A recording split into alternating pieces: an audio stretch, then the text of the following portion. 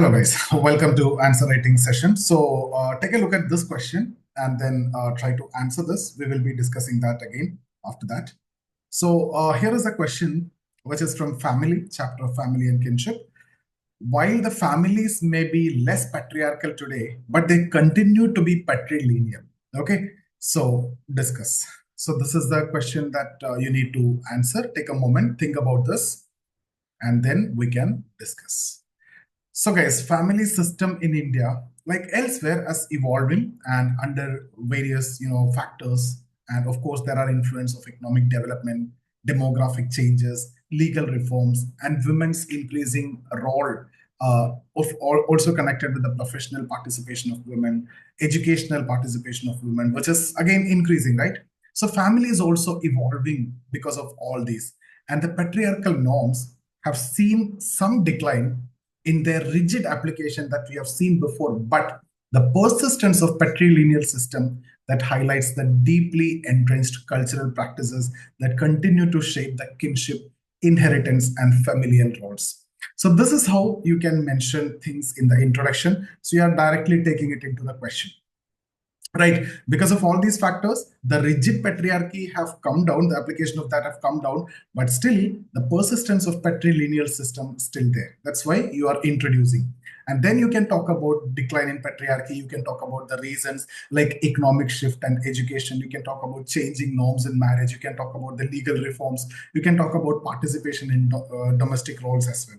So see the increased access to education for women and also the participation in paid labor that challenged the traditional gender roles, and women started getting more freedom, especially when you are economically empowered and educationally empowered. There is, the chances of, that dominance have come down.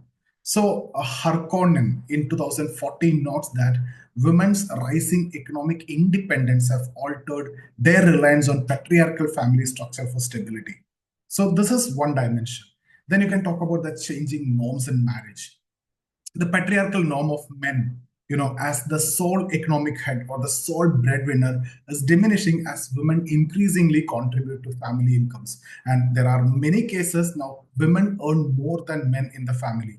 And divorce rates are again rising because of this educational and, aspirational and, the employment opportunities that the women have at this point of time. Among the even among the less educated women also it is rising. So that's again often due to the domestic violence and the sustenance of abuse, and that is again indicating a rejection of oppressive family structures. Okay, so divorce rate again increasing, and then legal reforms, if you see, the policies like Hindu Court Bill, right, 1954-56 have granted women the property rights and equal rights in adoption and the ability to divorce and remarry. That's weakening the traditional patriarchal control. Now, coming to participation in domestic roles, the men's contribution to unpaid domestic work remain limited, but still the contribution is there. Now it is like a partnership, right? More of a partnership. So societal shift are slowly pushing towards more equitable sharing of responsibilities, even in the domestic work also, in cities, in urban areas. Still, it is limited. Most of the cases it is females, but the kind of partnership you can see. Now, what is the continuance of patrilineality here? Despite all these changes, families still remain predominantly patrilineal in structure, the lineage. When we talk about lineal, that is a line of inheritance, like inheritance of kinship. The patrilineal system where lineage and inheritance are traced through the male line. And that dominate in most Indian communities, right? As per, Harrell, 2001, patrilineality grants males permanent family membership while females are viewed as temporary members. So that's a kind of definition of patrilineality. We discussed all these in details in the family kinship chapter. So I'm just focusing on this particular question in this discussion. Now, again, cultural practices and gender norms.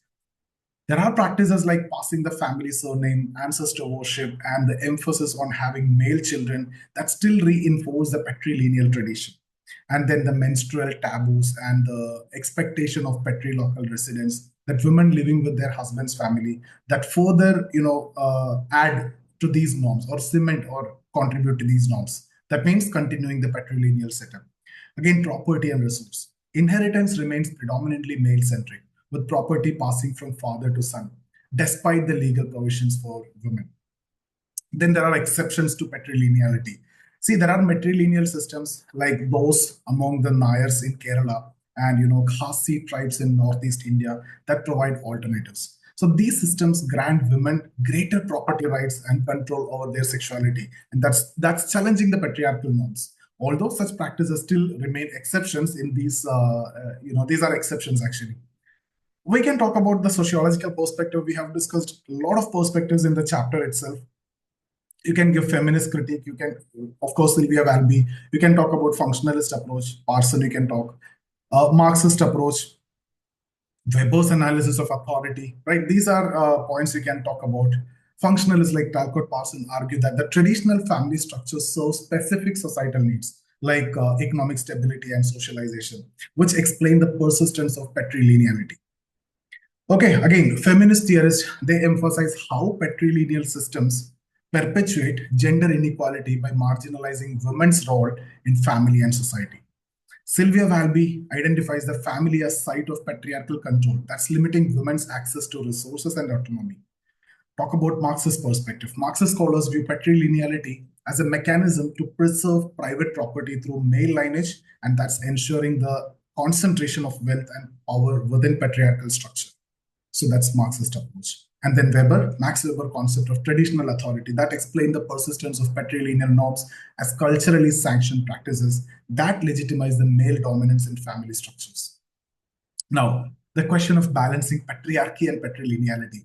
Patriarchal roles within family have softened and reduced, but patrilineal structure remained resilient. Why? Because of cultural resistance to change. That's there. The mindset also is there. Socio-economic reliance on male inheritance for family stability, and then limited implementation of some progressive legal reforms. Now, how can I conclude this? The decline of patriarchal practices that signals the progress towards gender equality in family roles. Yes, but the enduring nature of patrilineal system that underscores the need for deeper societal transformation. The mindset changes required here that take a lot of time. And the legal reforms, education, socio-economic empowerment have provided tools for change, but shifting that entrenched cultural norm, that requires sustained and prolonged effort. So the families may be less patriarchal at this point of time, but their continued patrilineal nature that reflects the intersection of tradition and modernity. So the traditional element is also continued, but they adapt to the changing requirements of modern society. And that highlight the need for a comprehensive approach to dismantling the structural inequality within the kinship system. So this is how your answer should look like. So I hope you got it. And thanks for attending the session. If you like the video, share it with your friends also. And in case if you're looking for test series for Sociology Mentorship or the course, check out the details in the description. So see you guys in the next video. Thank you so much.